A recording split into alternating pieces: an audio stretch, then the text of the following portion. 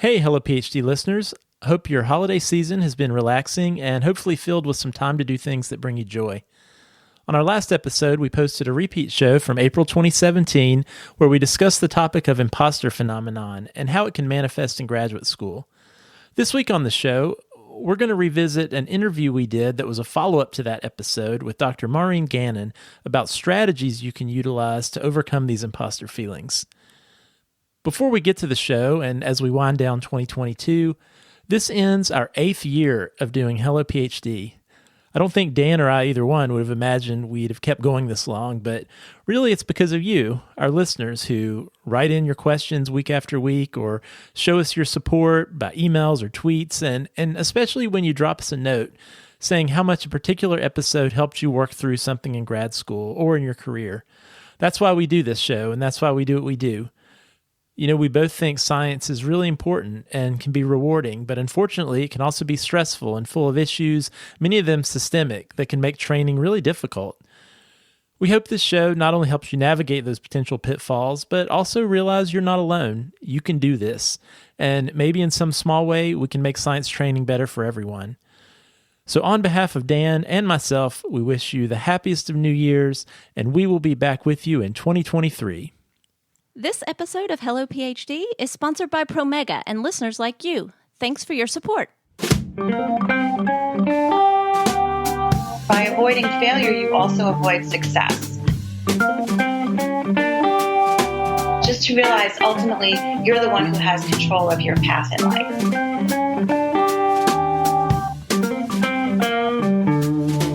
Welcome to Hello PhD, a podcast for scientists and the people who love them. This week, we talk with a successful academic who overcame imposter syndrome to achieve her career goals. She shares practical tips that can work for you. Stay with us.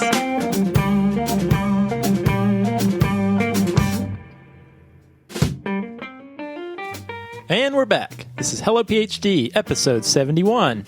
I'm Joshua Hall. And I'm Daniel Arneman. And we'll discuss the human side of science and life in the lab. Hey, Dan, I'm feeling good today. Josh, it's good to hear. What happened? Just got back from vacation. I went on a Disney cruise with my family.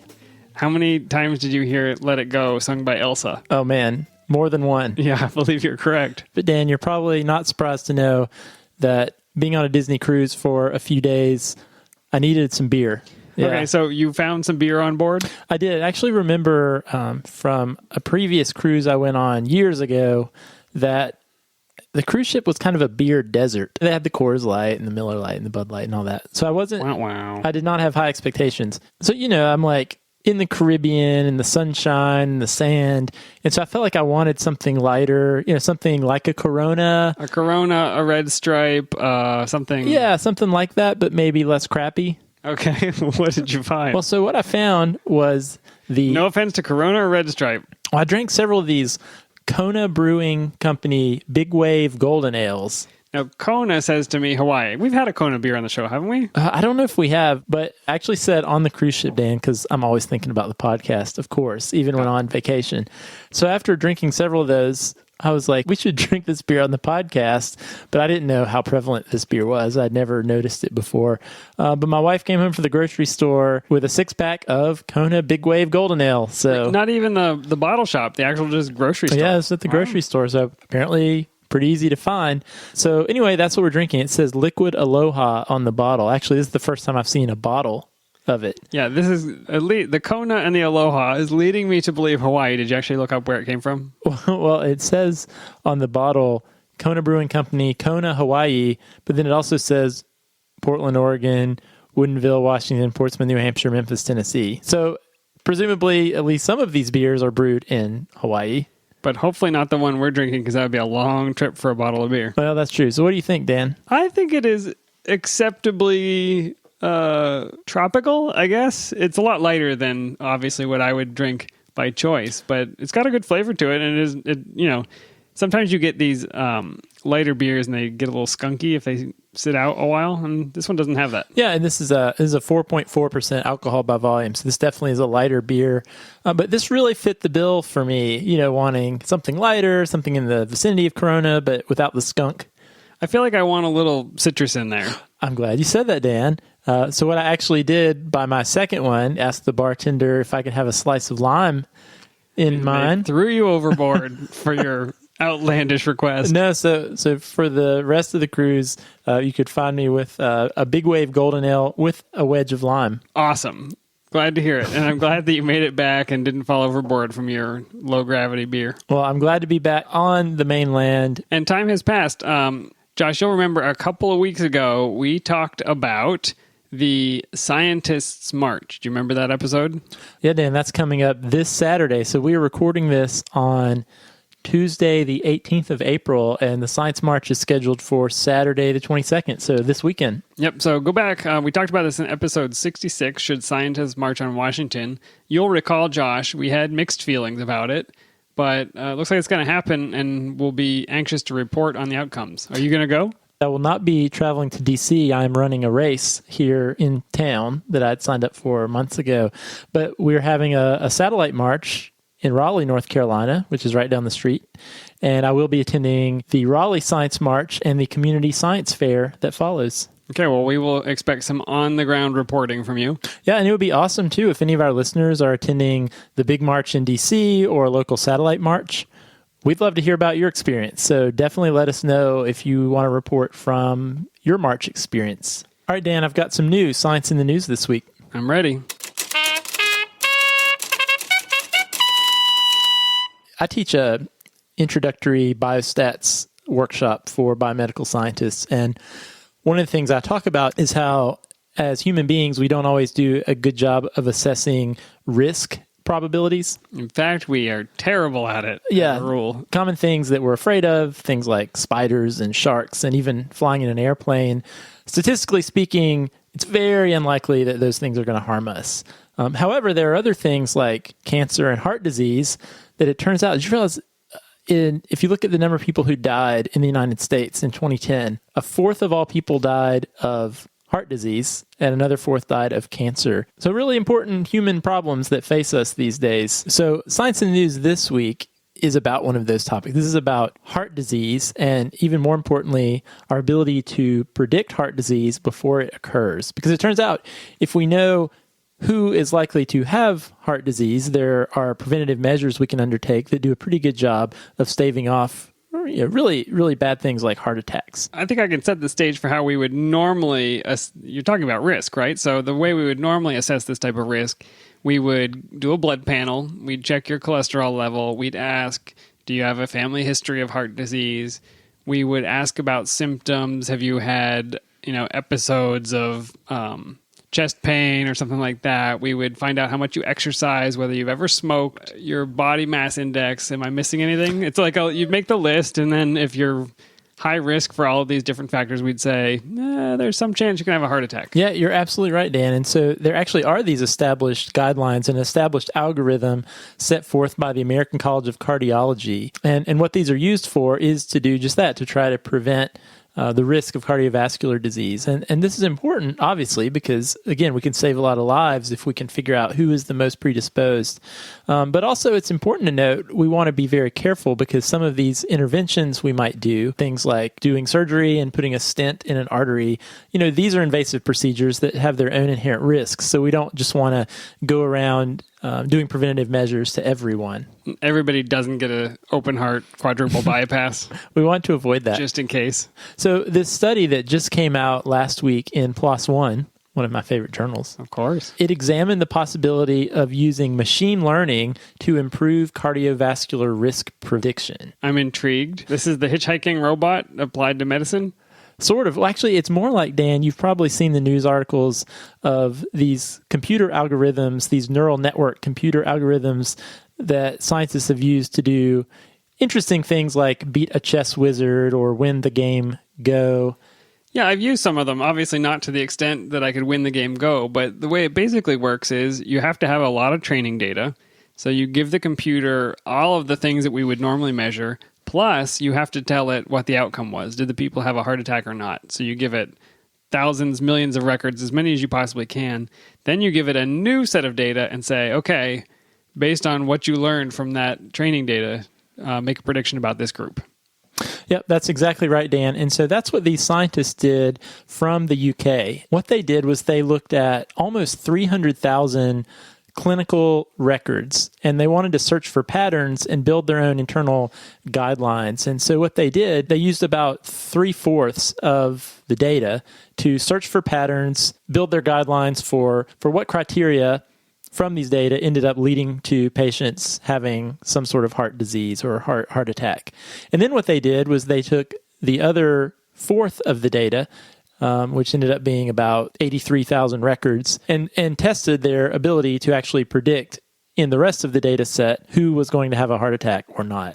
They could compare all of their machine learning algorithms to this standard ACC AHA guideline that was in use. So that was kind of their baseline. And so there actually is this statistic they use. It's called the AUC. And in the AUC, a score of 1.0 signifies 100% accuracy in predicting heart disease in their data set. When they used that guideline as a baseline, they found that guideline was successful in predicting about 73% of the cases. So the standard method was 73% accurate. Yeah, and I should mention in their data set, they were looking at individuals at a point in time when they had no heart disease up to that point. And then they looked at their ability to predict the first cardiovascular event over a 10-year period. So these standard AUC guidelines hit it 73% of the time. But what they found was these machine learning guidelines, all four that they looked at actually did better than the AUC guidelines. And in fact, one of them, the neural networks algorithm, correctly predicted 7.6% more events than the standard method. And then on top of that, importantly, it actually was wrong 1.6% fewer times than the standard algorithm. So an improvement, I wouldn't call it like knocked it out of the park. It didn't get 99%, but it's better than the people were doing and probably a lot less stress for a computer to run your numbers than for the doctor to have to make a guess. I mean, an individual person going through these guidelines may introduce variability by themselves. Having this algorithm is maybe more consistent and more accurate. Yeah, well, another way to put these data are in their test sample of about 83,000 records. What that would amount to, that improvement in prediction of heart disease, would amount to 355 additional patients whose lives could have been saved using this different algorithm. 355 out of 83,000. So if you're one of those 355, you are happy about this improvement. And I think one of the points here is this is the direction medicine is going. When we can get access to data like this, we can start to relieve doctors from having to, become fortune tellers. And I think that's really it's a big step forward. Yeah, and it's worth noting, too, in this data set, this would have also resulted in about 100 people who maybe would have had preventative measures that didn't necessarily need them, that wouldn't have gotten them with this other way of assessing their risk. One thing that I know about neural networks, and maybe they have addressed this in their particular study, I haven't read it, I'll admit. Neural networks don't tell you which factors are influencing the results. The whole joy and curse of a neural network is that it is making decisions internally, and it doesn't tell you how it's made the decisions. Normally, you and I would, if we're going to do a regression, we'd say, oh, this factor is influencing. So your body mass index has a positive correlation with your heart attack risk. And we can take that and say, well, we should probably reduce your body mass index. A neural network takes the jumble of data, adjusts some coefficients inside itself, and it spits out a prediction for an individual. And it might be accurate about that prediction, but it's not telling you which part of their history is causing that risk. Yeah, that is a criticism of using this for these purposes, because it's exactly what you said, Dan. So the scientists and the doctors, we can program in all the inputs, here are all the data points and metrics that we're going to examine, and then we can look at the output and see, well, how well did our program do? But what we can't do is understand how it got from point A to point B and make tweaks other than adding and taking away inputs and see how it impacts the output. Yep, that makes sense. So you're probing around the outsides of the causes, but you can't take what comes out of the neural network and say, oh, if you would just decrease your smoking rate by 14%, then your risk would go down. Yeah. So I think a fundamental question that studies like this make me think about, one thing that these machine learning algorithms do is they do eliminate human bias from the equation. And very important. I think as as human beings, we tend to elevate our own cognitive abilities quite a bit and imagine that nuance with which we can examine problems and think about things is a real strength. And I think in a lot of cases it probably is. But I think what studies like this might be teaching us is sometimes removing that bias in a way only a computer can do can actually have positive outcomes. Yeah, I saw this in the article about the Science March, but supposedly there's a poster that says, what do we want? Evidence-based policy. When do we want it? After peer review. You could replace, what do we want? Evidence-based medicine. When do we want it? After peer review. I think we're getting to the point where we don't have to just trust that the doctors are always right, because they can't be. All right, Dan. Thought that was cool and just wanted to share.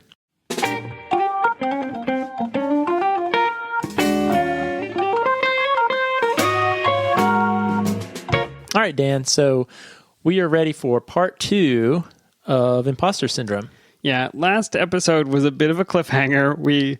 I know we felt a little bit bad, but we laid out, here's what imposter syndrome looks like, here's how it feels, here's how terrible it can be, and tune in next week and we'll talk about what to do about it. Imposter syndrome really sucks. Good luck with that. Yeah, see you later. The time has come to really discuss some practical steps that people can take today, tomorrow, to manage those feelings and to not feel so much anxiety about being a fake or being the only person in your lab who doesn't have it all together. Mm-hmm. So what we're doing, Dan, you actually found Dr. Maureen Gannon, who is a full professor of medicine at Vanderbilt, who is an active scientist, runs a research group at Vanderbilt. But you first found Dr. Gannon because of her work she had done leading workshops on imposter syndrome, and we thought that was pretty fascinating. Yeah, it was. I had been searching for resources, and some of her presentations came up, and I looked through them, and she recorded in her presentations her scores on some of the imposter feelings tests and measurements. And I thought, wow, a full professor is telling other people that she's had these feelings and has dealt with them. So I thought that was somebody we needed to talk to. Yeah, and she's going to mention later in the interview this Clance questionnaire. And so we alluded last week to some of these questionnaires and surveys that you can take yourself to analyze the degree to which imposter syndrome impacts you. And I think one thing that is useful for all of us to do, I'm going to certainly do this, is we can take these and see where we are on that imposter syndrome scale, and then implement some of these practical tips that Dr. Gannon's going to share with us and actually see over time how the grip of imposter syndrome actually might be decreasing in our life, even if we don't feel that way. It could go up at certain times too, and then you want to be aware of it and deal with it. So if you are not arms deep in cell culture or watching frogs have sex in the wild, go online. We'll post the link. Take the quiz now and see what your score is, see how you compare. Wouldn't it be great if we wrote a machine learning algorithm to tell us how much imposter syndrome we are experiencing? Seems possible. Let's do it. All right, Dan. So I was able to talk to Dr. Gannon yesterday and had a great chat and learned a lot. So let's listen to it.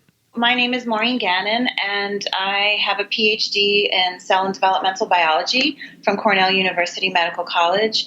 And I am a professor in the Department of Medicine at Vanderbilt University Medical Center in Nashville, Tennessee, with secondary appointments in molecular physiology and biophysics and cell and developmental biology. And I run a research lab that does really basic science, looking at the regulation of how insulin cells are produced during embryogenesis and trying to develop strategies to increase the number of insulin-producing cells in people who have diabetes. So it's a very basic science diabetes research lab. Very cool. Can you describe imposter syndrome as you understand it, maybe for listeners or people who aren't familiar with it? Sure. So it's either called imposter syndrome or sometimes called imposter phenomenon. It's the same thing. And the term was first coined by Dr. Pauline Clance and her colleague Susan Imes in 1978. And it's important for people to realize that it's not a psychiatric disorder, but it's really a reaction that people have to particular situations. And those can vary in frequency and intensity, where you might have these feelings at different times depending on the circumstance that you're in. And so the feelings associated with imposter syndrome are usually found in people who have pretty healthy self-esteem and present themselves to their colleagues as very confident, capable people, but really they believe themselves to be less intelligent or capable than others perceive them to be. So they attribute much of their career success or gaining positions of responsibility to luck or to being in the right place at the right time, or in particular, a lot of people who have these feelings think that they're just filling a quota, they needed another woman on the committee, or they needed another person of this particular status on this committee. And so they attribute it to other outside influences rather than to their own capabilities and talents. And so individuals then who feel this way have a very strong fear of failing and disappointing others, and that the people who ask them to be in this position or gave them this position of responsibility are going to end up feeling disappointed and feeling like they made a mistake in choosing that person who has these imposter syndrome feelings. So one thing that was interesting to me is, you're obviously an active diabetes researcher at Vanderbilt. You're running your own lab, but I noticed you've given presentations on imposter syndrome. What prompted you to speak publicly about this issue? Yeah, so I had these feelings for many, many years, but I didn't know what they were called, and I thought I was the only one who had these feelings. And so just a little bit of my background. I grew up in a lower middle class neighborhood in Queens, New York, so it's technically the city, but not Manhattan. My dad never went to college. My mom was an elementary school teacher. And I didn't really have role models in my family. I had nobody in my family who was in science, nobody that went to graduate school. We also had some financial difficulties growing up. We were on food stamps for a while. And so imposter syndrome tends to affect people who tend to come from lower socioeconomic backgrounds, although not always. But the big distinguishing factor of people who have these feelings is that they're in an environment very different from their family of origin, and they're pursuing careers that are very different from their family of origin. And so I had all of that typical background to have these sorts of feelings. And as I was moving up the ladder in my career, the feelings started to get worse and worse that I really didn't belong here because I didn't have the background to be suited to be in this career. And so I went to a workshop at the AAMC Mid-Career Women's Leadership Program in December 2011, and they had a whole workshop on the imposter syndrome. So I was finally able to put a name to the feelings that I have, and they gave us some strategies to try and cope with that and to try and help others that we know who have these feelings to overcome those feelings. And so I felt, since Vanderbilt had given me this great opportunity to attend this workshop, that when I came back, I felt it was, really an obligation on my part to share what I had learned. So I've given this presentation to lots of different groups here at Vanderbilt, undergrads, students, faculty, postdocs. What has the reception been at Vanderbilt from these different groups as you've offered these workshops and these sessions on imposter syndrome? So actually the undergrads and the graduate students and the postdocs, I wasn't really nervous giving it to them. I didn't feel as vulnerable, and the reaction was really great. Lots of people came up to me afterwards and said they came from similar backgrounds, and they felt, finally they could connect with somebody who had the same feelings, and they too had thought that they were the only person having these feelings. So it was nice to see somebody who they could look up to kind of as a role model, and somebody who was in the career that they were aspiring to, who'd, had these feelings and learned how to deal with them. I was most nervous giving it to the faculty because these were my peers, and I was making myself vulnerable, telling them about my background, telling them about my insecurities. And that was really hard. But actually, afterwards, people came up to me and said how much they really appreciated it.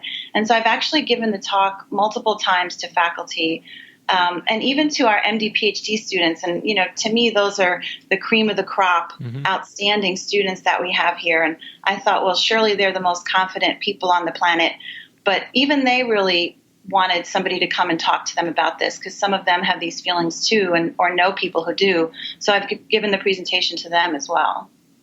No, that's really great. And I actually wonder how prevalent imposter syndrome is among the faculty ranks, because I think what you said is true. It's so important for trainees to hear from the people above them, the people in the positions they're aspiring to hear that they are actually dealing with some of these same and have dealt with some of these same issues. But I'm always curious to what degree imposter syndrome does affect the faculty. Yeah, so I don't do research in this area, so I can't really give you any statistics. According to the workshop that I attended with the AAMC, originally it was thought that really only women had these sorts of feelings, but it's become clear through the research with Dr. Clance and Dr. Imes that men have these feelings pretty commonly as well. And that's been my experience in the talks that I've given. A lot of men have come up to me afterwards and said that they had these feelings. I can't give you any numbers, but I've given the presentation to our group here called Women on Track, which is sponsored by our Office of Faculty Affairs for the female faculty in the medical center.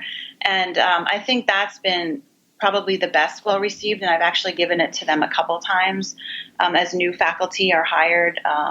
After a few years, I give the presentation again, and I think that's been really helpful to that group in particular. So one thing I wanted to ask, so graduate school and academic research in particular can be really challenging, and it seems like in some ways could possibly exacerbate some lingering feelings of imposter syndrome because failure is so prevalent. It's almost part of the it's part of the game.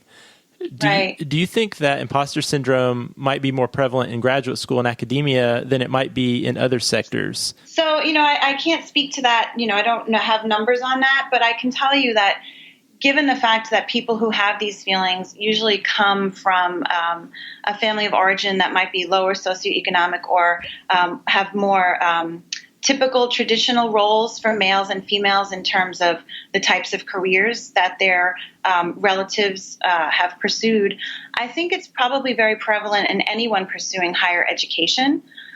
So, whether you're going to law school or you're going to be an MD or you're pursuing a PhD and doing research in either the biological sciences or social sciences, I think once you're in that situation where what you're pursuing is very different from what you grew up with, that, you will be somebody who's susceptible to these types of feelings. Mm-hmm.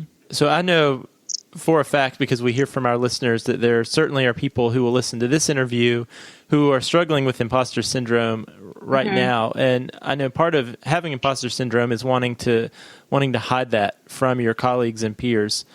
Right. What do you think are some of the consequences of letting imposter syndrome run its course and remain hidden? Yeah, I think it can definitely hinder your career advancement and hinder your success. So if you want to be viewed as perfect all the time and you're afraid of people seeing you make a mistake, or you're afraid of being perceived as less competent than you think that people think you are, what you can end up doing is setting lower expectations for yourself and a lower bar for yourself, because then it's less likely that you're going to fail. And what that will do ultimately is, by avoiding failure, you also avoid success. And so feelings of imposter syndrome can limit your ability to advocate for yourself in your career. It can hinder your ability to negotiate for yourself, particularly in the sciences when you're trying to negotiate for a startup package or negotiate for promotion. If you constantly have this feeling of, oh, I'm not really good enough to be here, you're not going to really put yourself out there and advocate for what you really need and what you really deserve. And so learning how to overcome these feelings, I think, is really important for your career advancement. So you mentioned that this is something that you have dealt with during your career. How did you manage it or overcome it? And what advice would you maybe give to others who are out there, other trainees in particular, who might be struggling with imposter syndrome? Yeah, so first of all, I think, recognizing it in yourself is step number one. And then being able to talk about it maybe with your peers and your colleagues.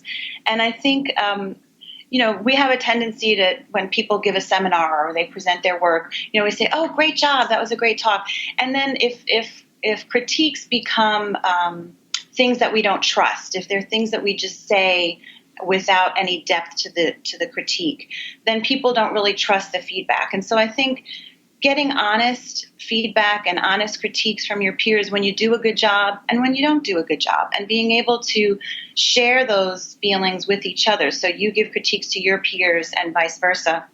and that those critiques are true and honest, then you can start to really believe when people do give you a compliment that it's not just offhand and a reaction, but that it really means something.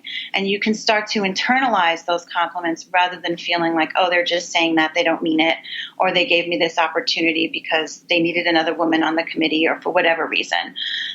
So I think getting honest feedback and talking with your colleagues is really important, number one. Number two, there's a saying called fake it till you make it. So imagining yourself, getting up there and giving your presentation or whatever responsibility it is that you have coming up in your life, imagining in your head using this technique called creative visualization, which I've been using for many years now, and imagining, you doing a good job and being competent and getting good feedback. And just the more you act out those positive roles and positive feelings, the more you start to believe them and internalize them. I think that helps a lot. So visualizing in your mind the successful, confident person you want to be, and imagining how a project or a presentation will go in your mind helps you to then successfully complete that project and realize that goal.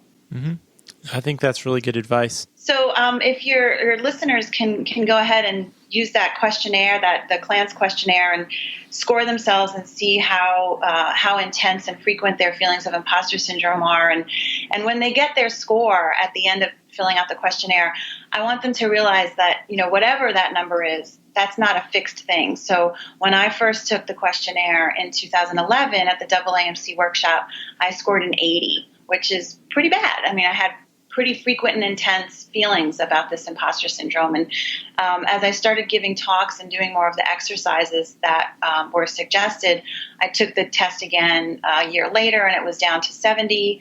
And then I just took it again last year, and now I'm in the 40s. So definitely sometimes still have these feelings, but they're a lot less frequent. They're a lot less intense. And doing these exercises that I've suggested and reading the creative visualization and acting out on those has been really helpful. So are there any resources that you would recommend for people who want to learn more about imposter syndrome? Yeah, so Dr. Clance has a book that she published in 1985 called The Imposter Phenomenon, When Success Makes You Feel Like a Fake. So that's one book. There's another book that was recommended to us when I attended that AAMC workshop. It's called The Secret Thoughts of Successful Women, and it's by Valerie Young. And granted, this book is only about women who have these feelings, but they're very successful women like Meryl Streep and other people who have suffered from these feelings and how they've overcome it. So that's kind of an empowering book. And then in terms of the Fake It Till You Make It, the book Creative Visualization by Shakti Gawain, Gawain. That's a book that I read and have reread and still practice those creative visualization concepts in my own life. So I'd recommend that as well. Yeah, those are great resources, and we'll make sure we post all of those in our show notes. Is there anything else you would want to say to our listening audience, to grad students and postdocs who might be listening to this interview? Yeah, I think it's important that they realize that they aren't alone, that a lot of people have these feelings, and people that you might think on the outside appear very confident and to have it all together, probably at some point, maybe not as frequently as others, have had these feelings. And so, this is very common, so not to feel alone. But also, really, it doesn't matter. As a woman in academic medicine, there's not very many of me, and so I get asked to do a lot of things. Maybe some of the things I got asked to do was because they needed another woman. But in the end, how you got there doesn't really matter. You're there. And so once you're there, just give it your best and make the most of every opportunity that you're given, because you're the only one who has control over the outcomes of those opportunities. So make the most of those, and just to realize ultimately you're the one who has control of your path in life. That's fantastic. Dr. Gannon, thank you so much for taking time to talk to me today.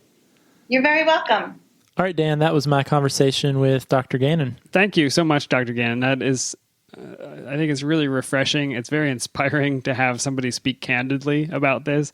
The tendency is to turn inward and try and hide it. And that's really part of the symptom of those feelings is don't let anybody know that I feel this way. And if I can just keep the ruse going, maybe nobody will ever find out. Yeah. And I thought it was so key and really important for trainees, like the undergrad level and grad students and postdocs, to really hear that someone, even at the faculty level, these people that we look up to, that we think have it all together, that they also struggle with some of these things. I know I mentioned on the last episode, that was really important for me to hear that my own PI dealt with some of these same insecurities that I was dealing with. So I think it's great when people like Dr. Gannon can really put themselves out there and be transparent, really not just with the trainees, but even with their own colleagues. I know that had to be a scary moment to get up and talk about that in front of your colleagues, but it really strikes me she is probably better off than most of the people that our listeners will run into, because she has faced it and addressed it and taken some steps that she talked about to manage it. I'm gonna guarantee that yes, your PI and people in your department are feeling this, but I doubt that they've talked about it, that they've worked through some of the feelings. They're probably in the middle of it, even if they are full professors. One thing she said that really stuck out to me was she used this phrase, by avoiding failure, you also avoid success. And I thought that was just a really important thing to keep in mind, that sometimes when we are in the throes of imposter syndrome, we can tend to set our own personal bar lower because we're so afraid of failure that we don't put ourselves out there, we don't challenge ourselves, and effectively all we're doing is we're avoiding our own potential for success. I had that experience in grad school, certainly. I remember very distinctly there was a summer program that a lot of people in my department applied to and tried to go to, and it was like a microscopy 6-week summer course. And I remember people coming back from it describing, oh, it's really intense. You work till 10 p.m. and then you might go get some food and come back to the lab and keep working. And there was kind of an expectation that I would apply. As I was thinking about this, I was like, how am I going to go and work for 12 hours a day in this microscopy symposium or workshop and not have all these people find out that I am not like them, that I'm not part of this same community? And, you know, it just twisted my stomach up thinking about how I would react to that and how hard it would be. And how was I going to tell my PI that I didn't want to apply to this thing and I couldn't? And those feelings were so awful. But that fear of going on that trip maybe kept me from learning something new or meeting some cool people. And maybe I would have hated it. I don't know. But maybe it's something you would have really enjoyed. It's totally possible. And I'm sure there are other people that you've got these opportunities. You know, you're looking at 2 labs for your rotation, and one of them is pretty relaxed and they'll leave you alone, and the other one is more intense, but maybe publishes in higher impact journals and does stronger research. You might shy away from the more intense, stronger research lab because you don't want to be found out. Yeah, absolutely. I thought she gave some great tips, great practical things that people could do if you're struggling with imposter syndrome. Things like positive visualization, really almost changing those negative thoughts, turning those negative thoughts around by imagining yourself having these really positive outcomes, doing a great job on that talk, going to that workshop and really getting a lot out of it. I thought that was great. One thing that I had to think a little bit about was she mentioned the importance of seeking out critical feedback from friends and colleagues. Yeah, that seems weird to me. That's the last thing I would want. Yeah, I thought that. And then I thought back to something that was really helpful to me during my training, actually so much that I have instituted it into training programs that I work with now. And that is the opportunity to present a scientific talk to your peers, to the group of students. Like we do this with the program I run, we do this with all of our first year grad students. And basically you give a short talk on your research and then you immediately get feedback from the group, really detailed feedback on how you could improve your talk. And on one hand, that sounds a little scary that you're going to get your talk torn down, but it's by your friends and your peers, and it happens to everybody. So I remember thinking, wow, that was really useful to have that feedback in a safe environment before you get out there in the wild, I guess, giving talks. Nobody throws tomatoes or makes fun of you they don't heckle. I don't bring any produce. Slide number 2 is ugly. Yeah, something. Comic Sans. No, don't do Well, it. if you put Comic Sans, you deserve to be heckled. But then the other thing I thought was cool was her mentioning, really charting your progress in your own journey to overcome imposter syndrome. Just collecting data on yourself, taking the questionnaire, seeing what your baseline is, and maybe you'll do that and you'll realize, you know what, I'm not dealing with this right now, and that's great. But if you do get a high score, don't let it get you down, but realize there are resources out there to help you. You got a high score! Hooray! You're the winner. Yeah. No, that's right. And it's almost like her approach is the scientist's approach, but she's studying herself. And I think this is one of the tenets of cognitive behavioral therapy. It's, you say, yeah, I do feel this way, but the way that I'm feeling is not the entirety of my reality, and it's not helpful for me, and I don't want to feel this way. So, you notice it. You notice that when I'm applying for this summer research program, I'm feeling my stomach twist up. That's weird. That must mean I have all of these anxieties about being found out as an imposter. And then, you choose to see things a different way. And this is what you talked about, the creative visualization. And then you take the steps. You do the next thing that you would do as the person you're trying to be. Mm-hmm. So she says, fake it till you make it. But I think it's just looking at yourself from the outside. It's charting your progress. It's saying, this is not who I am. This is something that I feel, and I can do something about it. Yeah, and it's almost changing your narrative. And don't try to do it alone. I think that's another important thing, is that you need people around you who are also going through this. Yeah, I almost see it as, let's say you are struggling with, the only reason I was chosen for this was they needed someone from my specific people group, or, it's just because I'm in so-and-so's lab that this person wants me for a postdoc. You can change that narrative to, what, right now I'm feeling, I'm struggling with feelings of imposter syndrome. Call it out for what it is versus coming up with these false narratives that really just bring you down. Yeah, it doesn't mean it's true. So hopefully that was helpful. If you have faced these imposter feelings, if you've faced imposter syndrome, and let's say you've come through it, you found some techniques to manage it, you found some good resources, please share them with us, and we'll tweet them, we'll add them to the show notes so that other people can find out, because everything helps. Anybody who's come up with a technique to deal with this is going to be helpful. If you have faced this and you have not gotten through it, again, I think connecting with other people around you, your peers in your lab, talking about it helps. But you can also write to us, tweet to us. We would love to kind of walk with you through it, just in terms of giving you the resources you need and maybe telling your story, because I think that opens it up and makes it available for everybody else to learn from and to feel better about it. Absolutely. And Dr. Gannon mentioned some resources, some books that she found helpful. So we will certainly put a link to those in the show notes, as well as a link to the Clance questionnaire. All right, Dan, what do you have for us for the etymology puzzle? The clue last week. Sometimes it takes more than friction to rub cells from a culture dish. It may also take this. You did some cell culture, didn't you, Josh? Oh, yeah, I did plenty of cell culture. I wish there were more podcasts back when I was in grad school, because I would certainly have listened to them. It was NPR 24 hours a day. Yeah, I was actually talking to a grad student today who studies frog sex, by the way, and she was talking about how she listened to our podcast while scooping up tadpoles from a tank. Yeah. So it made me think, I wonder all the different things that people do while they listen to our podcast. It's probably interesting. It probably is. So take yourself back in time. You've got the cells in the dish. You can't get them out of there. You don't want to scrape them out because it'll kill them. What do you do? I would put some trypsin on them.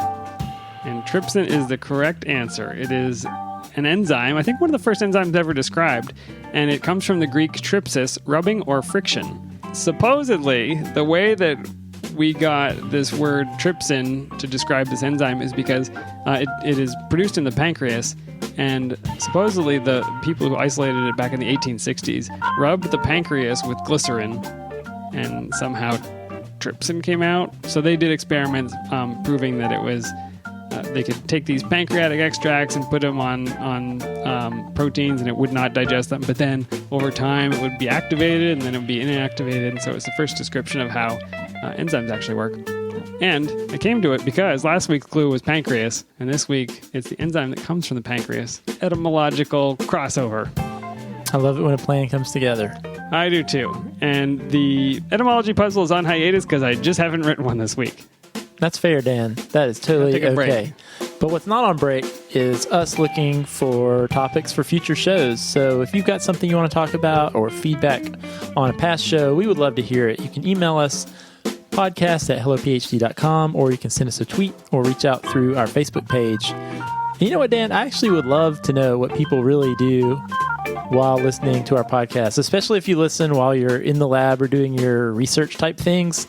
So if you've got something cool that you do while you listen to the show, tweet at us this week. We'd love to hear about it at HelloPhD. Shout out to everybody in the mouse room. What? If you're using Trypsin right now while listening to this, definitely let us know. Uncanny. And please stay in touch on Twitter and Facebook. Let us know how the Science March goes if you happen to attend. Definitely. If you've been enjoying the show and you'd like to help us support the cost of the show, we would be very grateful. You can support us at our Patreon page. You can go to patreon.com/HelloPhD or click on the Become a Patron button on our website. All right, Josh. Well, thank you for sharing your tropical beer from your recent vacation. I don't know when I'll go on vacation again, but this is at least a good proxy. This is the closest you're going to get. Closest I'm going to get, yeah. Next time I'll bring a lime wedge. All right, Dan. We'll see you next time. See you next time.